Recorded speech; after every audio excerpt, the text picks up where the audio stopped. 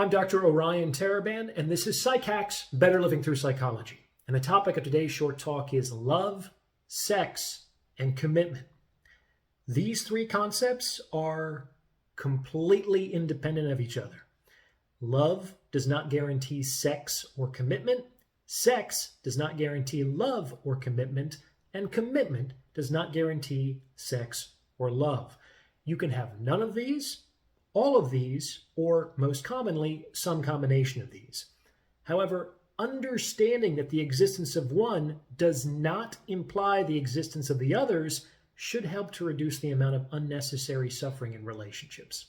In this episode, I'm going to run through the 8 different possible combinations of these factors using examples from cinema to illustrate each.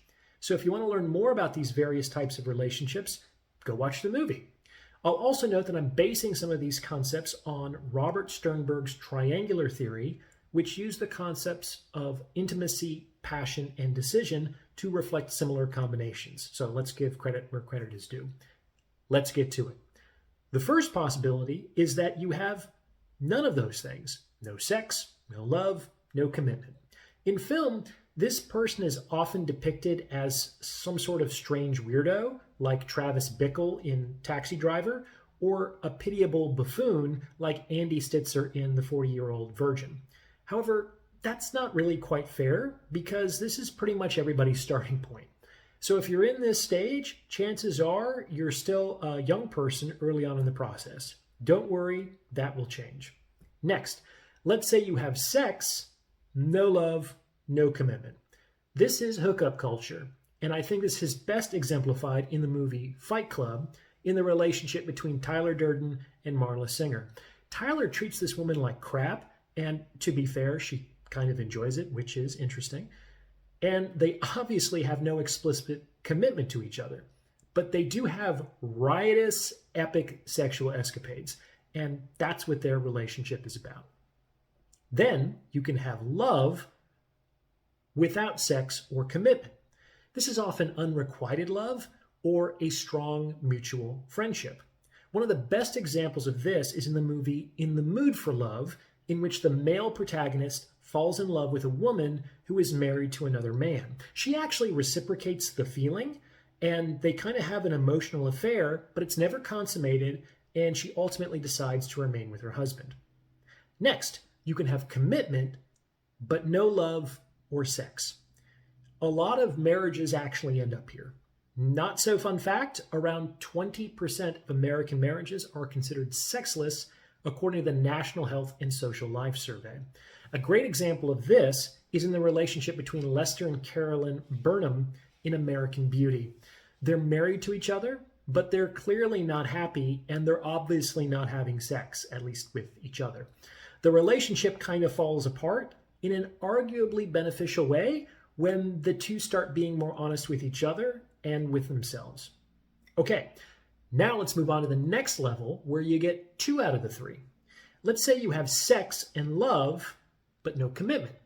This is modern day romance. Remember, the Romantic sect was opposed to the Catholic sacrament of marriage, though they weren't big on sex either, to be fair, hence modern day romance.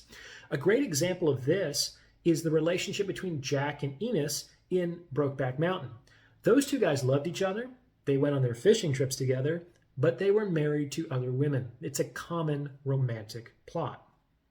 Next is love and commitment, but no sex.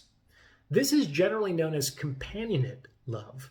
It's the kind of love that's romanticized in the idea of growing old together, sitting on the porch, holding hands, and basking in the warmth of your sweet and wholesome love. A great example of this is Norman and Ethel in On Golden Pond. It's sweet and endearing, though the passion has long since gone out of the relationship. Next is sex and commitment, but no love. There are a few different forms this combination can take, but the most common one is a tumultuous and whirlwind romance in which two people who don't know each other very well and may not even like each other very much can't keep their hands off each other and rush to get married. A fantastic example of this relationship is in the French classic L'Atalante, in which the newly married couple fight and make up to fight and make up. And last but not least is all three, which you might call ideal love. I'm going to be real with you. This one is really hard to get in real life. Most people are going to end up with 2 out of 3 for the better part of their lives. So pick your poison. And there also aren't a lot of great examples of this in cinema, most likely because the story of a loving, committed, and passionate relationship doesn't make for good drama. When these relationships do show up in film, it's usually in the early part of the movie, and then something happens and the protagonist loses access to that relationship, which kind of serves as character motivation for the rest of the film. A good example of this is the relationship between Tom and Edie in A History of Violence. When we first meet Tom, played by Viggo Mortensen, he's married to a beautiful wife and has a couple of kids. Edie loves him and their peaceful little life, and she even dresses up in her old high school cheerleading uniform for him. There's even this point in the movie where he's like looking at her in that uniform and he's thinking, I'm the luckiest guy in the world. What did I do? What did I do to deserve this situation? And then, of course, something happens in the film and all of this is jeopardized, which creates the dramatic thrust of the film. So remember, love, sex, and commitment are independent concepts. The presence of one does not imply the existence of the others. And the examples I've given you all come from great movies that deserve to be watched in their own right. I hope you found this useful. What do you think? Remember to like, comment, and subscribe for the algorithm. And if you'd like to schedule a consultation, you can reach me at psychackspodcast@gmail.com. Thanks for listening.